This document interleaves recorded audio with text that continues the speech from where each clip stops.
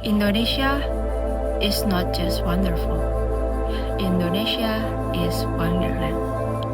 Sebuah negara yang dikenal dengan hutan-hutannya yang luas, lautannya yang kaya, dan salah satu keanekaragaman hayati yang paling luar biasa di dunia. Tapi sekarang, di balik semua keindahan itu ada satu fakta yang cukup bikin kita mikir. Rencana pembukaan 20 juta hektar hutan. Yes, 20 juta hektar. Bukan cuma angka yang besar, tapi keputusan yang benar-benar bisa menentukan masa depan Indonesia. So, the question now is, apakah ini benar-benar langkah maju untuk pembangunan, atau justru langkah mundur untuk lingkungan kita?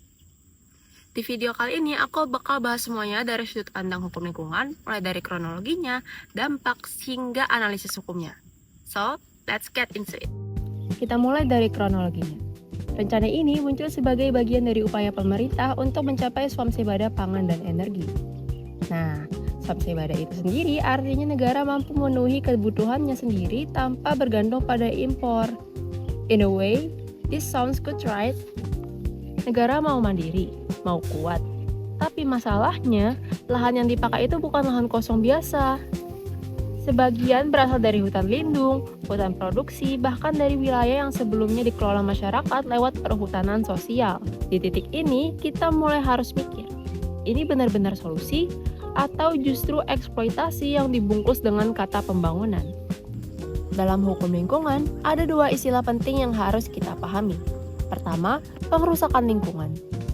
Ini terjadi ketika ada tindakan orang yang menimbulkan perubahan langsung atau tidak langsung terhadap sifat fisik, kimia, dan atau hayati lingkungan hidup sampai akhirnya tidak bisa lagi berfungsi dengan baik. Kedua, pencemaran lingkungan. Ini terjadi ketika ada makhluk hidup, zat atau energi yang masuk ke lingkungan hidup sampai kualitasnya menurun. Nah, dalam kasus ini yang paling kelihatan jelas itu adalah pengerusakan lingkungan. Karena pembukaan hutan besar-besaran itu artinya deforestasi, hilangnya habitat, dan rusaknya ekosistem. Tapi, in the long run bisa juga memicu pencemaran. Kenapa? Karena ketika hutan dibuka, biasanya tidak berhenti hanya di penebangan saja. Akan ada aktivitas lanjutan seperti penggunaan alat berat, pembakaran lahan, sampai masuknya kegiatan industri atau perkebunan dalam skala besar. Jadi, dua-duanya bisa saling nyambung. Sekarang kita bahas dampaknya. Dari sisi lingkungan, ini jelas bakal menyebabkan deforestasi besar-besaran. Habitat hilang, biodiversitas terganggu, dan emisi karbon meningkat. Dari sisi sosial, masyarakat adat bisa kehilangan tanah dan sumber hidup mereka. Konflik agraria sangat mungkin terjadi. Dari sisi ekonomi, kerusakan lingkungan bisa menyebabkan kerugian jangka panjang yang besar banget.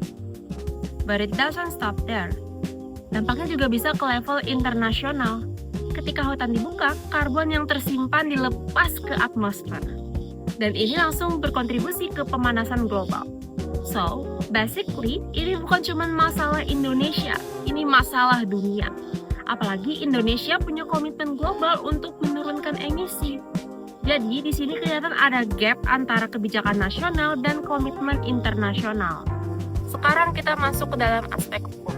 Dari sisi administrasi, dalam kasus ini dapat dilihat bahwa masih terdapat beberapa permasalahan. Pertama, dari segi transparansi kebijakan. Proses penentuan dan pembukaan dalam skala besar ini berpotensi tidak sepenuhnya melibatkan masyarakat secara terbuka. Kedua, dari segi izin lingkungan. Kebijakan seperti ini seharusnya didukung dengan izin lingkungan yang jelas, serta melalui kajian yang komprehensif seperti AMDAL. Namun, dalam praktiknya, seringkali praktik ini tidak dijalankan dengan optimal. Ketiga, terkait daya dukung dan daya tampung lingkungan. Pembukaan hutan dalam skala besar berpotensi melampaui kemampuan lingkungan dalam menopang aktivitas tersebut. Hal ini menunjukkan bahwa kebijakan tersebut beresiko tidak sesuai dengan prinsip pengelolaan lingkungan yang baik. Dari sisi pidana, kalau memang terbukti ada pengerusakan lingkungan yang melanggar hukum, harusnya ada sanksi. Karena hukum itu bukan cuma aturan, tapi juga alat untuk memberi efek jera. Nah, yang paling menarik di sini adalah dari sisi perdata. Secara teori, masyarakat yang dirugikan mempunyai hak untuk menggugat. Mereka bisa menuntut ganti rugi, bahkan minta pemulihan lingkungan. Sounds fair, right? Tapi realitanya, not that simple. Akses keadilan terbatas.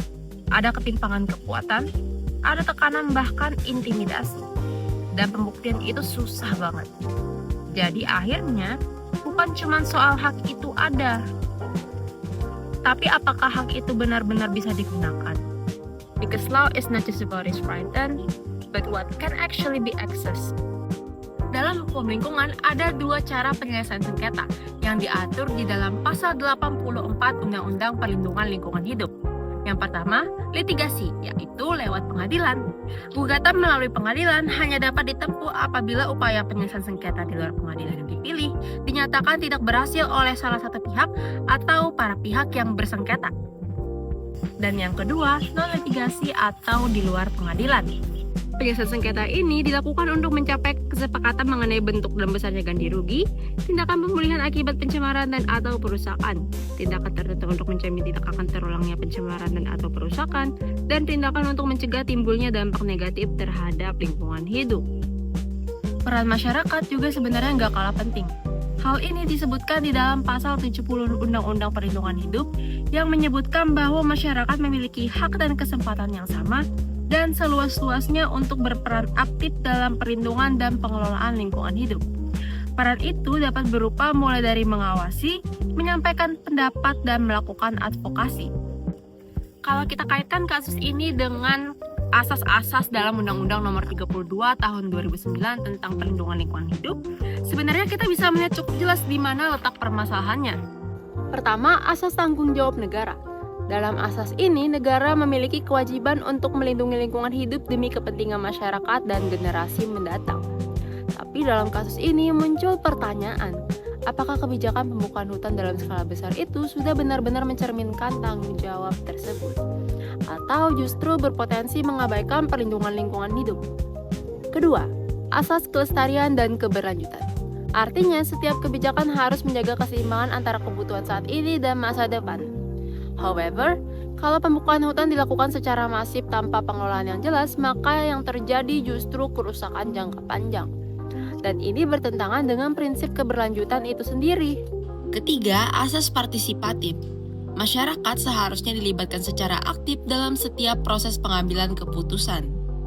Bukan hanya sekadar formalitas, tapi real involvement. Kalau masyarakat, terutama yang terdampak langsung, tidak benar-benar didengar, maka asas ini tidak terpenuhi. Keempat, asas keadilan. Pengelolaan lingkungan harus memberikan manfaat yang adil bagi semua pihak.